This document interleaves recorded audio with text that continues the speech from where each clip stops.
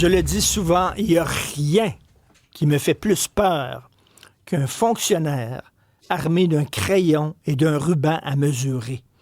Ça me fait peur, ces gens-là, c'est vraiment Terminator.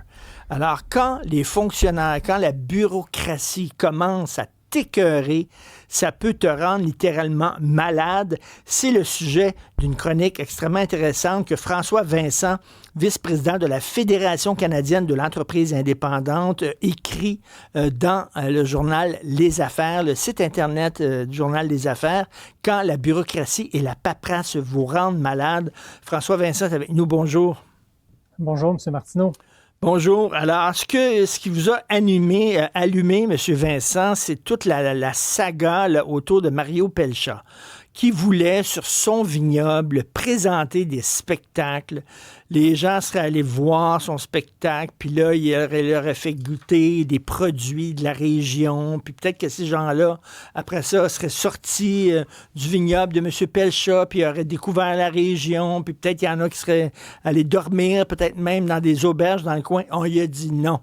Alors, il y a des fonctionnaires armés de crayons et de rubans mesurés qui ont dit non. Vous avez rencontré Mario Pelchat, François Vincent. Oui, peut-être mettre une petite mise en contexte, là. J'avais vu, la nouvelle elle revenait de temps en temps, souvent dans le Journal de Montréal, puis ça me titillait. Puis je me disais, bon, comment ça, un artiste qui est reconnu, Ben oui. qui a fait honneur au Québec, qui est connu dans toute la francophonie, qui décide de partir un vignoble, pourquoi il peut pas faire de spectacle? Moi, je comprenais pas. Donc là, l'article vient, puis ça s'en allait. Là, en janvier, je vois ça, puis ça revient encore, puis là, il pourra pas, c'est statué, etc.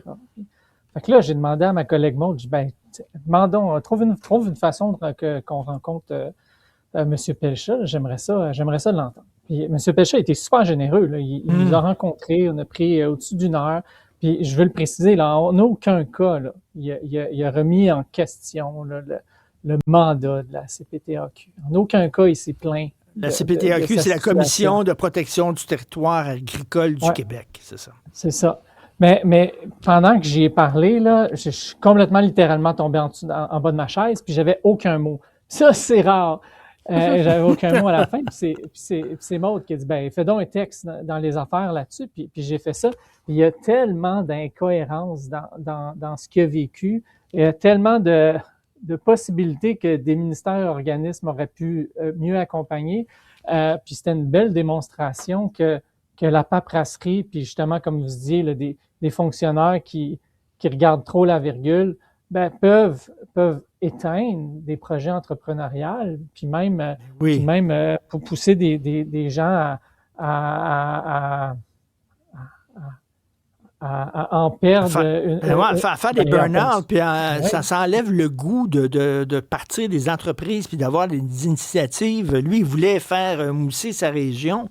Là, vous dites, cette histoire qu'a vécu Mario Pelchat pourrait être vécue par d'autres entrepreneurs où la bureaucratie peut leur faire perdre leurs repères, leurs projets, leurs rêves, ainsi que des emplois et des retombées économiques importantes pour les régions.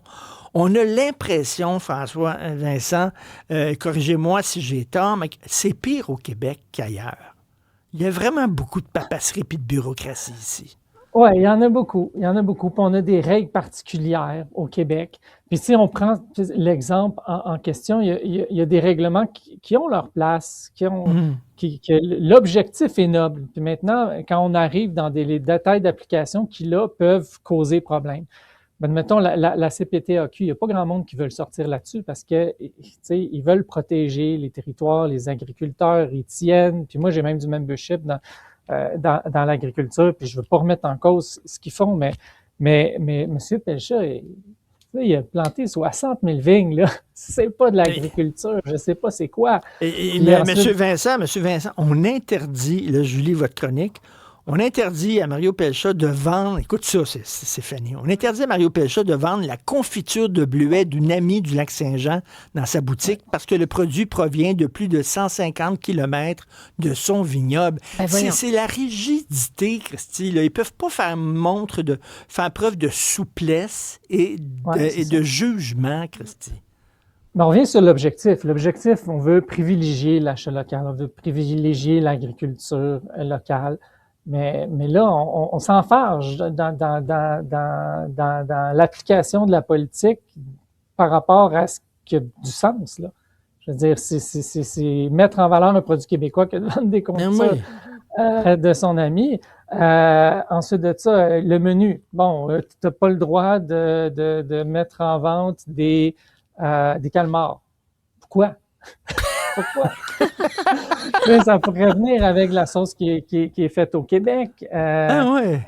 Donc ça, je comprends mal. Puis bon, d'un côté, on empêche ça, mais il y a le représentant de la SAQ qui appelle puis qui pousse pour vendre des produits alcooliques qui sont pas faits au Québec parce que le permis lui donne la possibilité. Fait qu'il y a l'État qui pousse pour qu'il y ait certains produits qui sont pas au Québec qui soient vendus par des entrepreneurs, mais on les empêche d'un côté. Donc d'un côté, là, c'est sur l'aspect là, agriculture ou vente locale. L'autre aspect là, qui m'a complètement flabbergasté, là, mais excusez-moi pour cet exemple-là, là, c'est qu'on empêche la possibilité de vendre ses propres disques, puis de vendre les produits artisanaux de sa conjointe.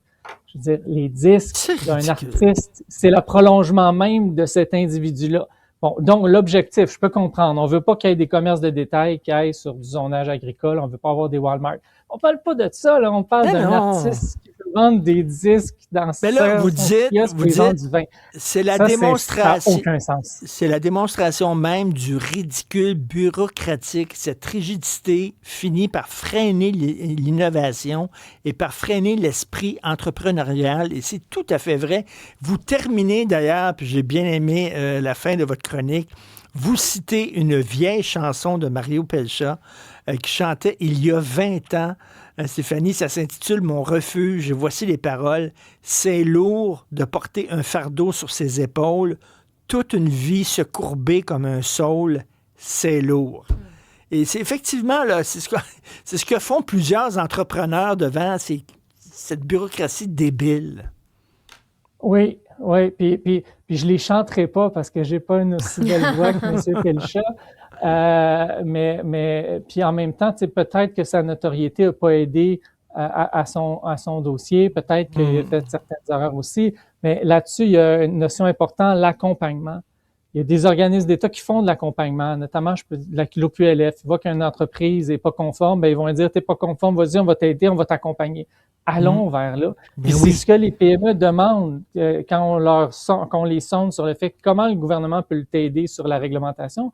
Ben, fais des règles compréhensives, puis aide à l'accompagnement. Puis de l'autre côté, ben j'en vois plein d'énergie positive parce que j'espère que cette traversée dans le désert avec plein d'embûches qu'il a vécu,